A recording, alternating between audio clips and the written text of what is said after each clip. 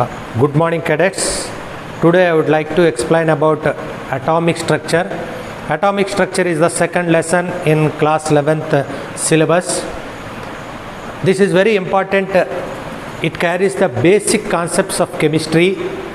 If you don't know about atomic structure, you cannot go further in chemistry, because you should know about electronic configuration and what are the fundamental particles of an atom. Everything you should learn, because the chemical reaction takes place because of transformation of electrons and sharing of electrons. That's why you should know about the position of the electron in an atom and electronic configuration of an atom. Therefore, in this lesson I will learn what is the structure of an atom, what are the elements present in an atom, and how the elements, electrons, protons and neutrons present in an atom, and what is the electronic configuration of electrons. Everything we will learn in this lesson. First, in this atomic structure, before we start atomic structure, first of all we should know about what is atom. If a substance is taken, a substance, for example sugar, otherwise water, some substance is taken, the substance is made up of particles are called molecules. Tiny particles are called molecules. This molecule, again divided further, this molecule consists of atoms. For example, if it is water, the water contains hydrogen and oxygen atoms, two hydrogen atoms, one oxygen atom. Here the molecule is the smallest particle of a substance which has the similar properties of the substance. Here atom is the smallest particle of a substance which cannot be divided further. It will have its individual properties. Therefore atom is the smallest particle of a substance, the smallest, which cannot be divided further. It is only the smallest particle. According to John Dalton's theory, it is proposed by Dalton. According to Dalton's atomic theory, he said that atom is the smallest particle of a substance which cannot be divided further. Molecule is the smallest particle of a substance which has the similar properties of the water. For example, if you have similar properties of the substance. For example, if you have taken some water, it has some properties, taste, otherwise density, whatever it may be, color, everything. If you take a spoon of water from here, the spoon of water and this water will have the same properties. The spoon of water and this water will have the same properties. From here, if you take a drop of water, this drop of water also will have the similar properties of these two. And if you divide further, finally you will get a smallest particle which has the similar properties of this drop of water and spoon of water and glass of water. This smallest particle is called molecule. The molecule also can be divided further. That water molecule consists of two hydrogen atoms, one oxygen atom. If we divide these two hydrogen atoms, oxygen atom, finally we will get hydrogen atom, oxygen atom. Therefore, these are called atoms. I would like to explain the same thing with a small example. For example, if you have taken a sentence, this is a pen. It is a sentence made up of words. This is a pen. This is total sentence. That sentence can be divided. You can divide it into 4 parts. This is one part. Is A and pen. This one also can be divided further. This contains 3 letters, 1, 2, 3, 4 letters, T, H, I, S. Therefore, here this is the smallest substance. You cannot further divide this T. If you divide T, there is no meaning. If you divide H, there is no meaning. You cannot divide. Therefore, this is atom, this is molecule. Atoms combine together to form molecules. Molecules together to form a substance. This is about atom. But John Dalton proposed that atom also can be divided further. Atom contains electrons, protons, electrons. Atom also contains negatively charged particles. Those are called electrons. 460 BC, Democritus told atom, a substance is made up of tiny particles are called atoms. And experimentally, and Dalton proposed the atomic theory in 1808. He told that atom is the smallest particle of a substance which cannot be divided further. But according to Michael Faraday's experiment, he proposed the charged particles present in a substance. For example, if we have taken some substance, it may be sodium chloride solution or H2SO4 something, and 2 electrodes are placed, and these 2 are connected through battery. Then he observed that this substance dissociates to form some other substances at anode and cathode, positive charge at positive charge and negative charge, some substances deposited. That means this substance also has electrically charged particles. They travel oppositely charged electrodes. This concept, this Michael Faraday's concept develops the presence of charged particles present in an atom. According to William Crookes' experiment in 1979, he proposed the conduction of electricity through gases. If some gases are placed in a discharge tube,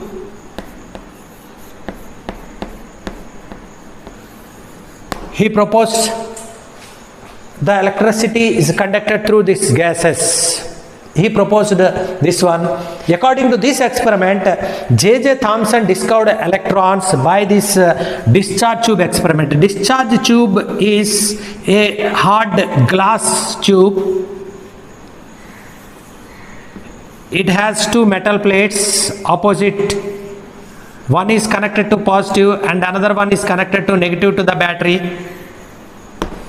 Here a vacuum pump has to be placed. Here in this vacuum pump, if the gases in this discharge tube is taken at low pressure, almost 0.0001 mm pressure, mmHg. Actual atmospheric pressure 760 mmHg. 0.0001 mmHg gases are taken here, 0.001 mmHg. He found that some electrons, some rays, greenish rays are passed from positive electrode to negative electrode, positive electrode to negative electrode. This is called discharge tube experiment. You can see the discharge tube experiment in this experiment. The J.J. Thomson's experiment successfully explained the charge of the electron and E by M ratio charge by mass ratio, charge of electron divided by mass of electron by this experiment. He proposed E by m value is 1.76 into 10 to the power of 8 coulombs per gram. Coulombs per gram. This is the E by m ratio, charge of electron divided by mass of electron ratio is 1.76 into 10 to the power of 8 coulombs per grams. This J.J. Thomson experiment successfully proved the E by m value of given the E by m value of an electron. By this E by m value, we can calculate the mass of electron by Mulliken oil drop experiment. In this Mulliken oil drop experiment, Mulliken proposed calculated the charge of an electron. Charge of an electron 1.6. Charge of an electron E is equal to 1.602 into 10 to the power of minus 19 coulombs. Charge of an electron 1.602 into 10 to the power of minus 19 coulombs of electricity. This is the charge of an electron. By using this E by m value, we can calculate mass of an electron. Now I would like to show about Mulliken oil drop experiment. This is line diagram of discharge tube experiment. J.J. Thomson discovered electrons by help of this experiment. In this experiment, the discharge tube is a glass tube. It is see this one, this is a glass tube.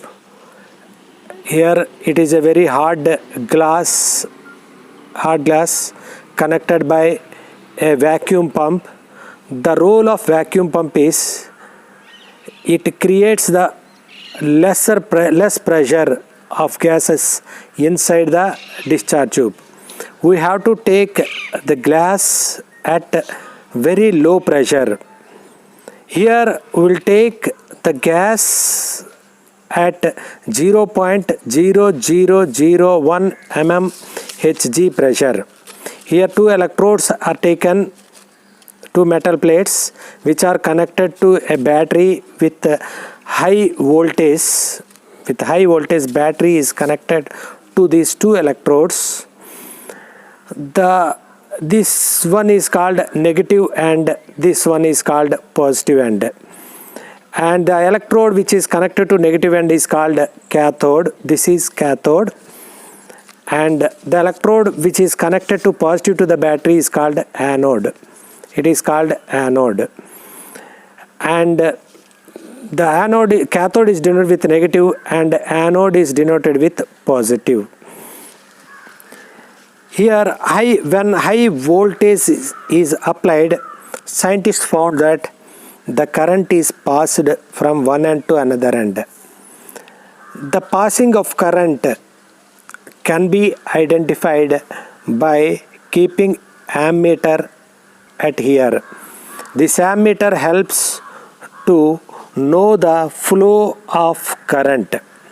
Actually, current will pass through metal plates. Here there is no connection between these two. It is an empty place.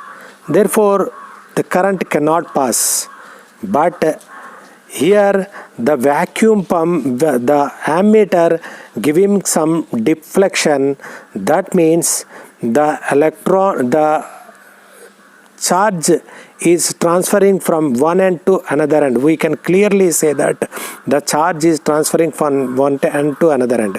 That means this gas transfers the electrons, otherwise carry the current from one end to another end. Now to know about from which end the current is passing, he has taken the cathode with a hole and he kept a fluorescent screen behind the cathode. The fluorescent screen is ZNS screen. When any charged particles strikes the fluorescent screen, it gives light sparkles. Here, now if he kept the screen behind the cathode, he did not observe any light sparkles behind the cathode. Now he has taken anode with a small hole, and he kept one ZNS screen behind the anode, and high voltage is applied. Now he observed light sparkles on the ZNS screen which is behind the anode. That means these light particles are coming from cathode and traveling towards anode, and through the hole they gone through the hole and strikes the ZNS screen and gave light sparkles. These particles travels from cathode to anode. Therefore, these particles are here. See this one. Here he did not observe any light sparkle behind the cathode. These particles are traveling from cathode to anode. Therefore, these particles are called, these rays are called cathode rays. Cathode rays.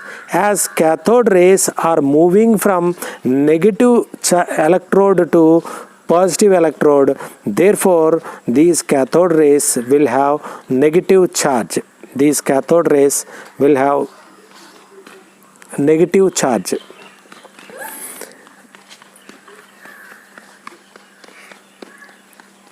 Now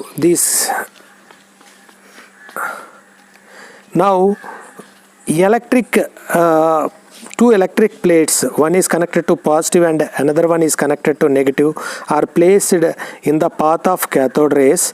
The cathode rays deflected towards positive end.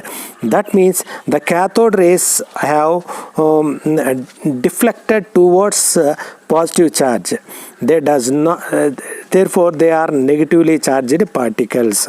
They does not deflect towards positive end, negative end. Therefore they are, clearly we can say that they are negatively charged particles. Cathode rays are negatively charged particles. Not only the electric field, it also deflected by magnetic field. These cathode rays also deflected by magnetic field.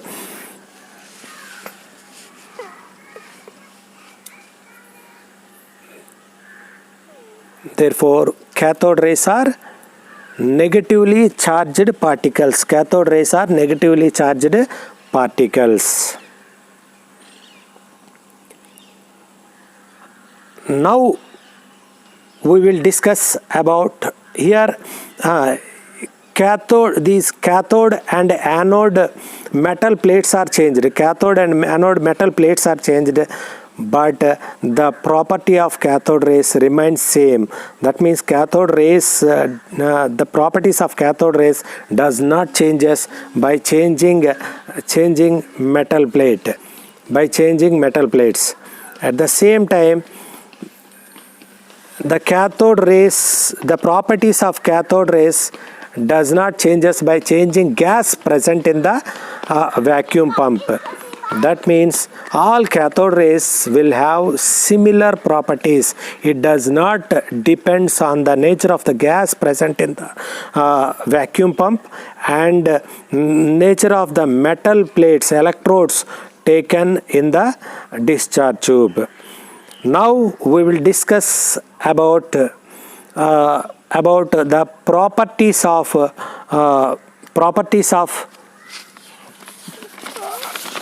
cathode rays. The cathode rays starts from cathode and moves towards anode. That means cathode rays are negatively charged particle. They are starting from cathode, negative charge, and they are moving towards positive end. Therefore, they are negatively charged particles.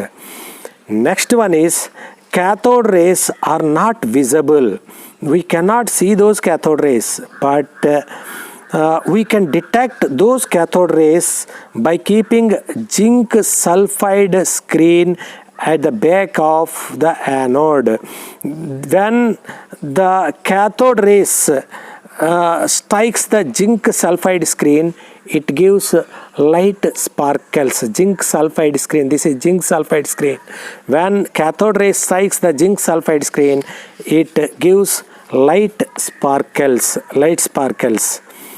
Light glow will come. Next, cathode rays always moves in straight line.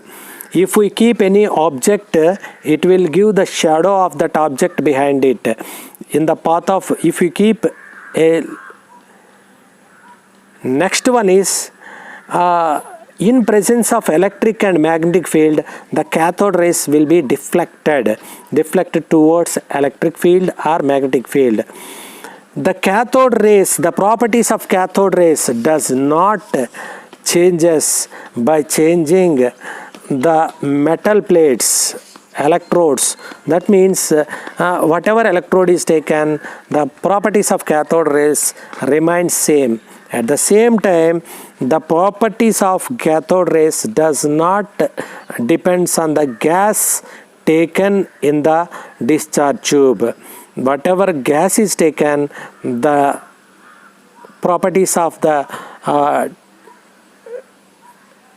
electrons are same. Now you can see a clear picture of cathode rays by this experiment. Just watch this live experiment. This is a cathode ray tube. Inside, there's nothing inside. It's actually a vacuum tube, so there's nothing but a vacuum on the inside. And it's called a cathode ray tube because this is the anode and this is the cathode. All right. When it's hooked up to an electric current, like I'm about to do here, you can see a beam moving across. You might think it's light, so when you take a magnet to light, does it do this? You can see that it's bending or deflecting away from the magnet, so we know that it's not actually light. What J.J. Thomson summarized was that he was seeing a piece of an atom flying from one end of the cathode ray tube to the other, and that the piece of the atom that he was seeing was negative based on the end of the magnet that was causing a repulsion. So the negative end of the magnet was causing a repulsion, therefore the particles must be negative. Now you will watch the Millikan oil drop experiment. By this experiment, Millikan calculated the mass of electron and charge of electron. Just watch this video. You need not to worry about the calculations done in this video.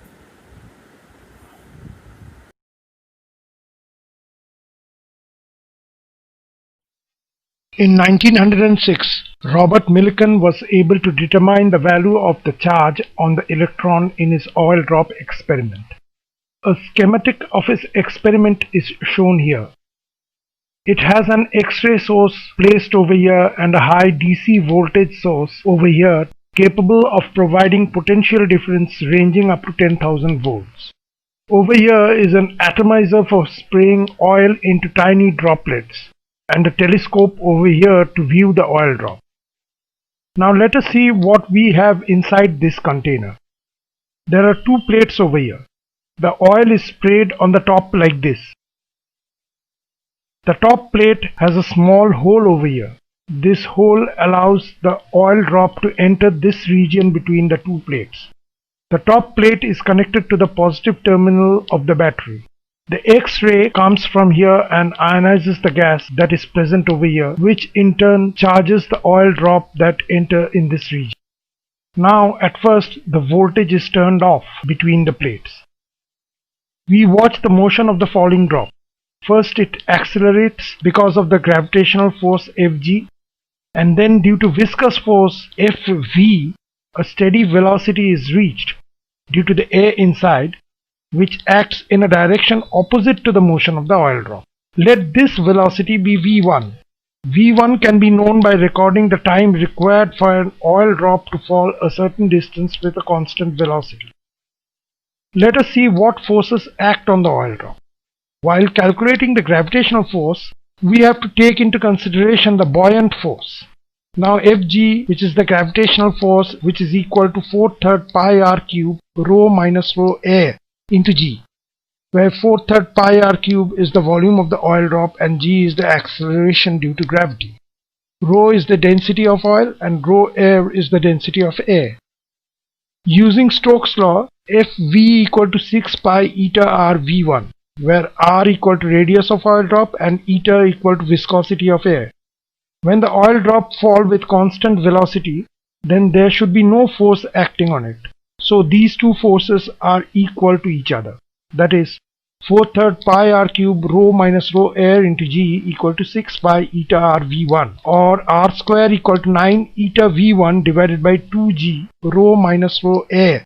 Thus r is calculated if v1 is known, and accordingly fg can be calculated from this equation. Now the voltage is applied between the two plates. The top plate is connected to the positive terminal, and force due to electrical field, which is Fe equal to Q into E, on the oil drop act upwards, where Q is the charge on the oil drop and E is the magnitude of electrical field. This force can do two things. Number one, it may stop the motion of the oil drop. In that case, Fg equal to Fe equal to Q into E. Now E equal to V divided by D, where V is the voltage applied across the plates and D is the distance of separation between the plates. This implies Q equal to Fg into D divided by V. All the quantities over here are known, so Q can be calculated. Number 2. The oil drop may rise up with constant velocity v2, which may be experimentally calculated by recording the time required for the oil drop to rise a certain distance. Now the viscous force acts downward because the oil drop is moving up. Now since the oil drop is rising up with constant velocity, all the forces acting on the oil drop should balance each other. That is Fe equal to Fg plus Fv, where Fv equal to 6 pi eta r v2 and Fg is 6 pi eta r v1. Therefore Q into V by D equal to 6 pi eta r v1 plus 6 pi eta r v2, which implies Q equal to 6 pi eta r v1 plus v2 into D divided by V. So in either case Q can be calculated. The charge on different oil drops was calculated. Now Millikan prepared a chart like this. The chart showed the charges he got on the oil drops, and he found the difference between two charges like this. It was noted that the charge on an oil drop is always an integral multiple of a minimum charge, and the minimum charge was found to be 1.602 into 10 to the power minus 19 coulomb.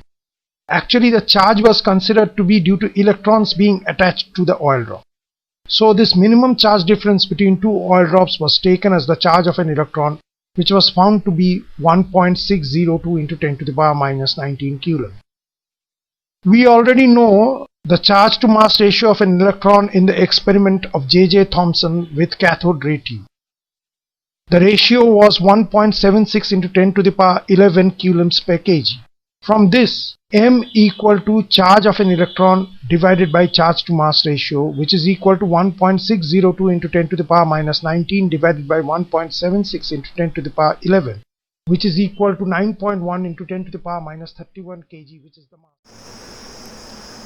Now, the charge of an electron is negatively charged particle. Electron is negatively charged particles.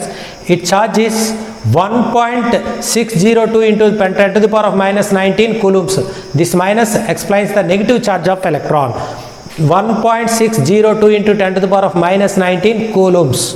In ESU, electrostatic units, its value is 4.8 into 10 to the power of minus 10 ESU, electrostatic units. Coulombs, electrostatic units. And the mass of an electron is equal to 9.11 into 10 to the power of minus 28 grams, otherwise 9.11 into 10 to the power of minus 31 kilograms, or 0.0005 AMU, atomic mass unit. Similarly, the charge of proton charge is positively charged particle proton. its value is plus 1.602 into 10 to the power of minus 19 coulombs. Here you can observe the charge of electron and charge of proton is equal, just opposite sign. Its value is 1.602 into 10 to the power of minus 19 coulombs. Its value also 1.602 into 10 to the power of minus 19 coulombs. It is positive charge and electron is negatively charged particle. In ESUs, plus 4.8 into 10 to the power of minus 10 ESU, electrostatic force, electrostatic units. That means the amount of charge of an electron is equal to the proton. The difference is oppositely charged particle. These two are oppositely charged particles. Next, mass of a proton is equal to 1.672 into 10 to the power of minus 24 grams, otherwise 1.672 into 10 to the power of minus 27 kilograms. Otherwise, in AMUs, 1.007 AMUs. If you compare the mass of electron with mass of proton, the mass of electron is negligible, 0.0005. This is 1.007 AMUs. Therefore, it is approximately, its value is 1 unit. Here it is approximately, its value is 0 units. 0 units. Therefore, the mass of electron when compared to proton is negligible, 0. 0. For example, if hydrogen contains 1 electron and 1 proton, then its mass is, it is negligible, therefore 0 units, and this is 1 unit, the total mass is equal to 1 unit. Therefore, 1.00 actual mass of this one is 8 AMU. Atomic mass, hydrogen atomic mass is 1.008 AMU or 1 unit of mass. 1 unit. Discovery of neutrons. James Chadwick discovered neutrons. He proposed that, for example, hydrogen is taken, it contains 1 electron and 1 proton. Then here the one proton mass is 1 unit and hydrogen mass is 1 unit. Therefore, the 1 unit mass, if it contains only 1 protons, this is 1 unit, this is 1 unit protons and 1 unit hydrogen atoms. 1 unit hydrogen atom, these two will be balanced. Whereas in case of helium, He, if we have taken helium,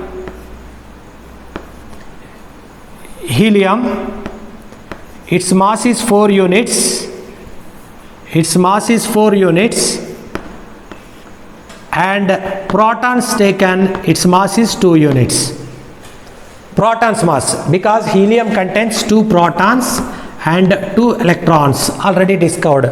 2 protons mass is 2 units, but the helium mass we got it as 4 units. That means some extra mass, 2 units mass is there in helium atom. That mass is possessed by neutrons. In that way they discovered neutrons. The neutrons has equal mass of protons. Its mass is neutrons mass. Mass of neutrons is equal to 1.674 into 10 to the power of minus 24 grams, otherwise 1.008 AMU, atomic mass units. It is approximately, it is equal to the proton mass. Proton mass is 1.007 AMUs, otherwise 1.672 into 10 to the power of minus 24 grams per proton, but the neutron mass is 1.674 into 10 to the power of minus 24 grams. That means the proton mass and neutron mass are equal, but neutron is neutrally charged, neither positive charge or negative charge. It has some mass. At the same time, if According to that Rutherford's model of an atom, protons present at the center of the atom, protons are positively charged particles. If one proton and another proton are positively charged particles, there is no meaning that there is some attraction between the protons. That means they cannot have attraction, they cannot be at a unique place at a single place, because they cannot be attracted to each other. They have to repel oppositely, same charged particles repels together.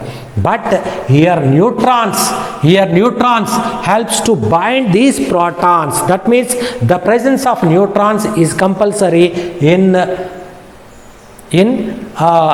a nucleus, in an atom. This neutrons binds the positive charged particles, protons, so that the nucleus is more stable and it is at the center of the atom. It occupies very smallest particle. Those protons strongly binded by neutrons. This is about neutrons. Okay.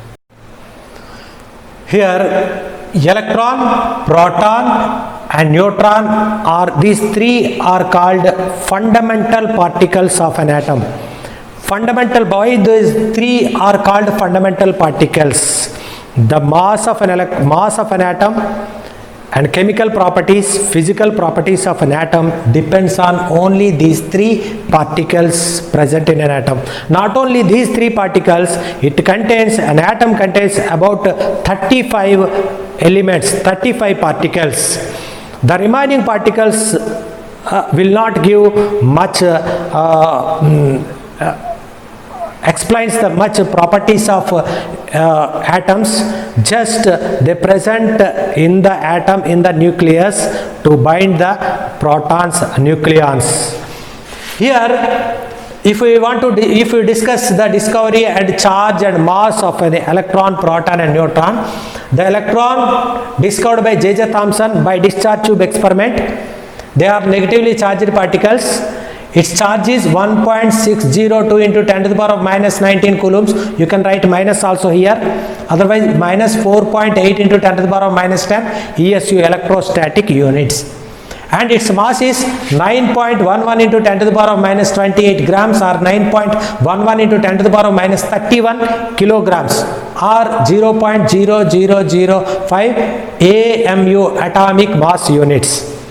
Next, proton discovered by Goldstein by discharge tube experiment only, and it is positively charged particle, and it has charge equal to that electron, 1.602 into 10 to the power of minus 19 coulombs. This is 4.8 into 10 to the power of minus 10 ESU.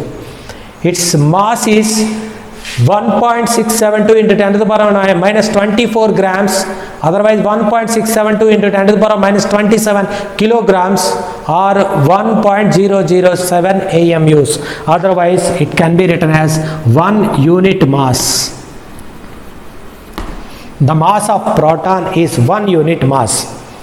Similarly, neutron discovered by Chadwick, and it has no charge, it is neutrally charged particle, and its mass is 1.674 into 10 to the power of minus 24 grams, otherwise 1.674 into 10 to the power of minus 27 kilograms, or 1.008 AMU, atomic mass units, or 1 unit mass.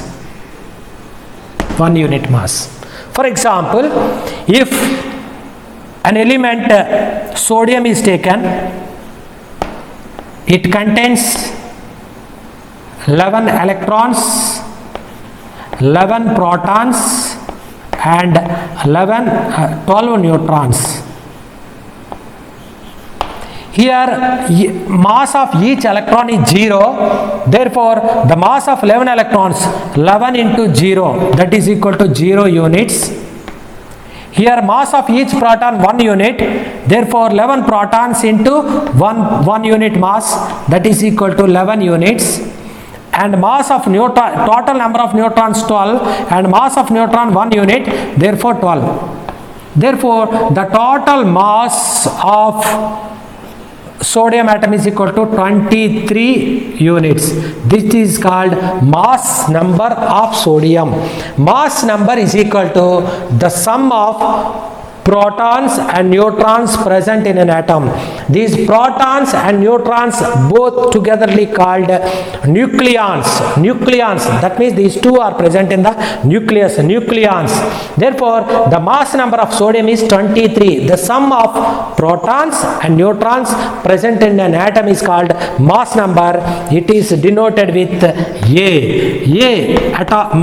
Mass number of sodium is equal to 23 units. 23 units. And its atomic number is 11. Number of electrons are equal to number of protons. The number of protons present in an atom is called atomic number. Therefore, atomic number of sodium is equal to atomic number Z is equal to 11. Atomic number of sodium 11. It is denoted with Z. Atomic number of 11.